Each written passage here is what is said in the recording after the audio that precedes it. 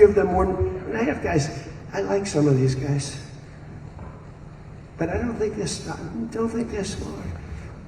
Sir, you shouldn't let them have any missile. I said, well, what am I going to do? They're going to let Saudi Arabia have missiles, but they can't have them? Yes, sir. It doesn't work that way, you know? It doesn't work that way. And missiles aren't the problem. Missiles are, they hurt a little location, but they don't blow up the planet. So the Gulf nations will address the non-nuclear issues. As, we'll be talking about the ballistic missiles, and we'll talk also about the terrorist proxies that they have. That we don't want that to happen. But I want to thank our partners in both Pakistan and Qatar. These people work so hard.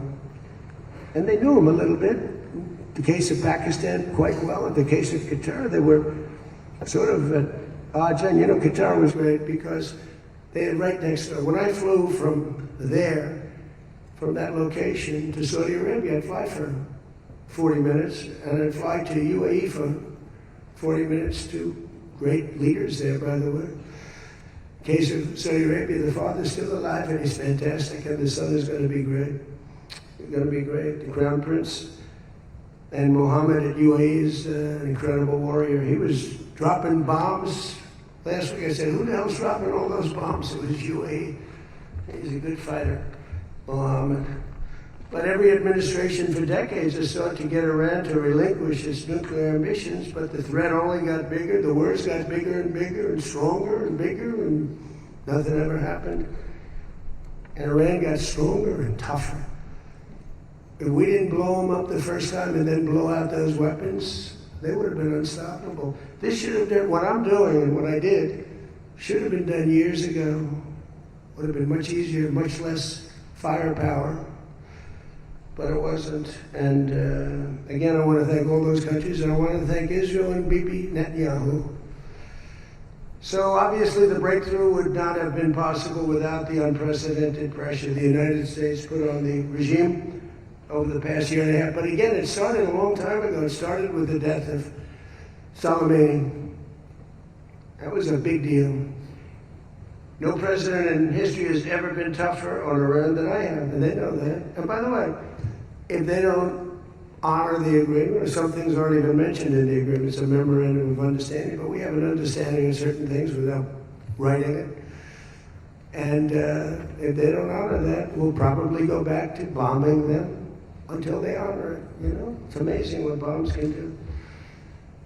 So, I say it, the Obama deal was a road to a nuclear weapon, and let's call it the Trump deal, was a wall for a nuclear weapon that the nuclear weapon could not get through. Nobody's going to get through it. We built a wall, they weren't going to have it, and that's what we have right now. And it says very clearly, the most important clause to me too, number one, the Strait opens, but that's much less important than the other clause. Clause number whatever, 5, 8, is a very strong statement that they will never have a nuclear weapon. And it doesn't say they'll have one in 5 years, or 10 years, or 20 years. With Obama, they were able to enrich very quickly. This agreement now provides Iran with a historic opportunity. If they follow the path of cooperation, will have opened for them. Their country will have a chance to survive. Now think of it, you know, they have 91 million people. People want me to bomb the bridges. Why don't I bomb? I already did, because, you know, they went back on one of their promises and they bombed their biggest bridge, the equivalent of the that was the George Washington Bridge of Iran. We bombed that bridge, you saw that. One quick strike by an F-22, the most beautiful fighter jet ever made, by the way. In fact, we're ordering some more of them. We're bringing it out because it's so effective. It's incredible. It's incredible. Look, we have the greatest military in the world. Those B-2 bombers are unbelievable. Who would have thought they could handle, each had 2 because the flight was so long, but they handled 3 of the biggest, heaviest bombs, hundreds of thousands of pounds, and they handle them like they're nothing. It's amazing. And also, they're undetectable. They flew into Iran, totally, think of it, totally undetected. Now, Iran's waiting for them. They're waiting for them. And they never saw them. 1 o'clock in the morning, they never saw them. They're stealth. and we just ordered 22 more. The newer, upgraded version, which I guess is better. I don't know how do you get better. But as I expressed to the world leaders here this week, it's my hope that the peace agreement will be the beginning of a much larger deal all across the Middle East. We're very close. Look at the job we've done in Gaza. Look at Hamas. Hamas has been very silent. You haven't read anything about Hamas. And we're trying to get them unarmed. You know, they grew up with a machine gun in their hand. I think they actually, when they were born, they came out with a machine gun in their hand. So it's not the easiest thing, but they've actually behaved pretty well, considering this was not the lifestyle that they were taught to have.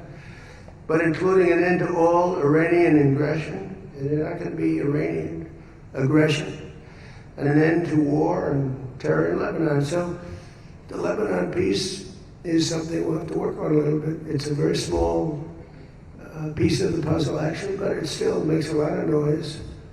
The big deal is the Iran deal. That's where the money is, where the power was. But they have Hezbollah, and you got to get that done one way or the other. We'll do it. I think Israel can do a much better job on it. Syria would love to do it. I was very responsible for the gentleman in Syria that's now the president of Syria. He's done a tremendous job. He's put that country together in a year and a half.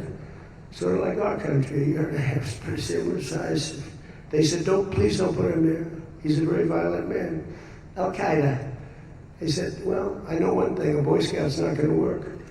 And he's actually done a very good job. He'd love to go in it. You know, Hezbollah is an enemy of his, and he'd go in it, but he wouldn't knock down buildings every time he hears there's somebody. He'd just go and get them with precision. But I don't know that people want that. Maybe they don't. Maybe Lebanon doesn't. We have to be guided a little bit by Lebanon. And by the way, the president is going to be coming, Prime Minister, President, going to be coming over to see us very shortly, over the next week or two. Good man. He's, man is living. What a tough life he's got, because he's got tough groups of people. And it's amazing. Amazing there is a Lebanon, all they've been through. They have been treated worse than just about, I think, anybody. Disrespected incredibly. So the expansion of the Abraham Accords is the other thing that we hope we're going to get. And I think Saudi Arabia, if they lead the way, they'd be doing themselves a big favor, because everybody that's in it, UAE went in right from the beginning. Again, he's a warrior. And they never got out. Nobody ever got out. Do you think maybe during the war? They were all afraid of, everybody was afraid of Iran. And that's why we ended up with the original members. But then when the election was rigged, that's right, and I wasn't here at all, nobody cared about anything. The country went to hell in every way. That was the least of it. Middle East was the least of the country went to hell, allowing 25 million people into the country, unchecked and unvetted. अमेरिकी